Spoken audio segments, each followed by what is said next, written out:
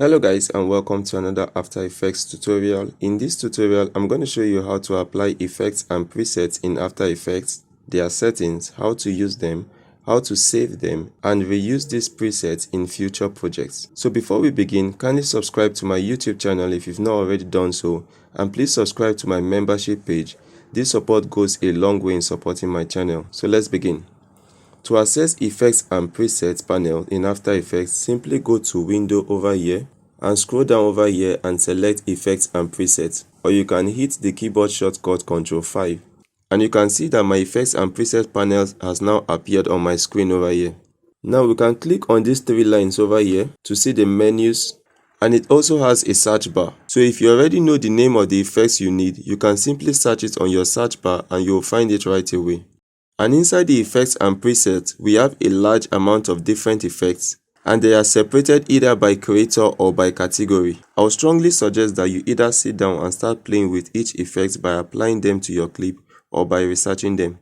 So when you select a category, for example this audio category over here, or the blur and sharpen over here, you will find a lot of effects under them. So the way we will normally apply an effect is to select the layer we want to apply the effects to and move back to our effects and presets and double click the effects to apply it. Once the effect is applied, a new window will be opened over here, which is the effects control panel. Now if at this point I go over to layer and select new solid, I can give this a color. Let's say I want this color to be blue.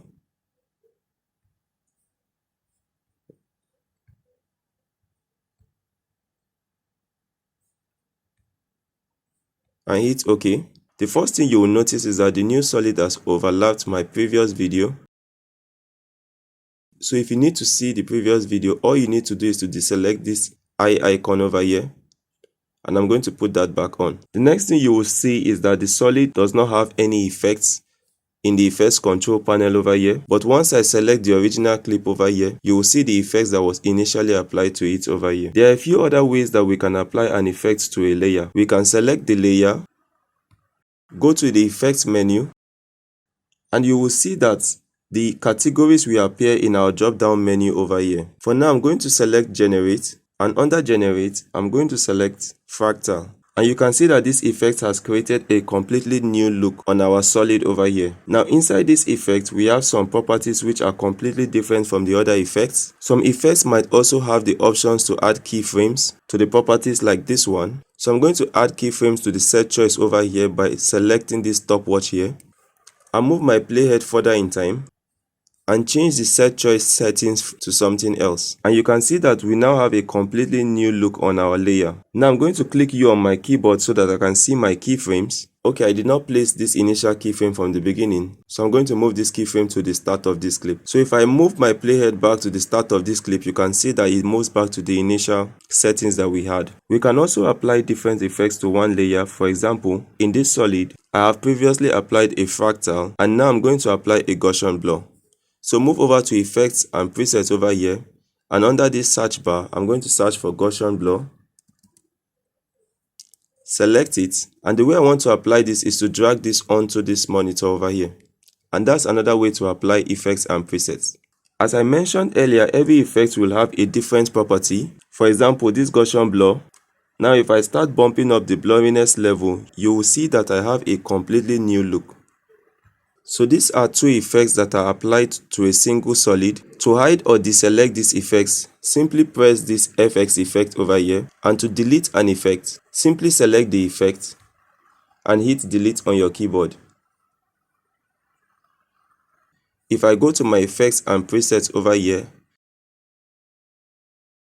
and if I go to my generate category over here, and this time I'm going to apply a checkerboard effect, and you can see that the checkerboard effect is automatically applied to my solid over here. And you would also notice that this effect also has its own properties. I can also add a Gaussian blur effect. Now if I start playing with these settings by selecting this stopwatch over here for all these properties and moving forward in time,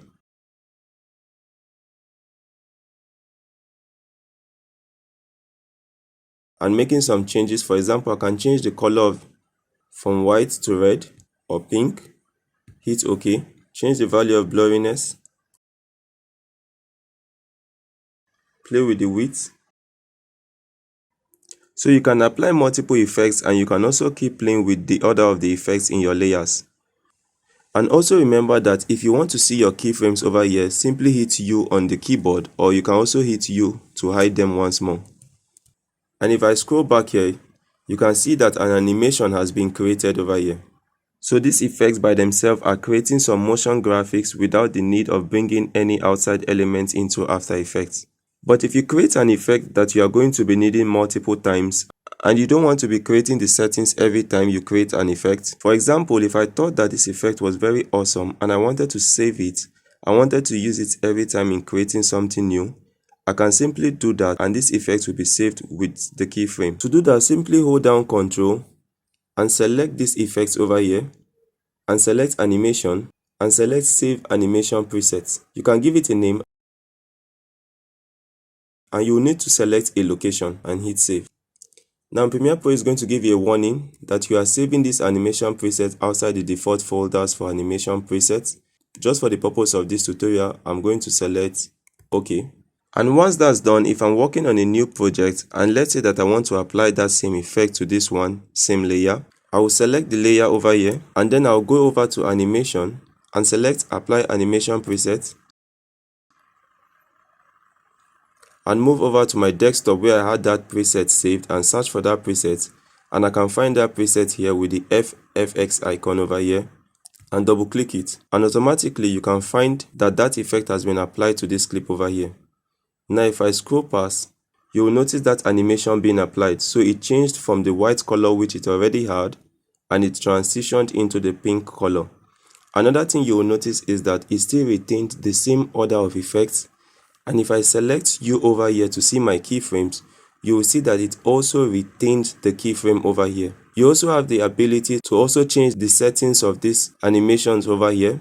So for example, if you are working on a new clip, let's say you are working on a fire effect or a new kind of animation, and you do not need to create that settings over time, you just need to bring in that preset and apply it to your new clip.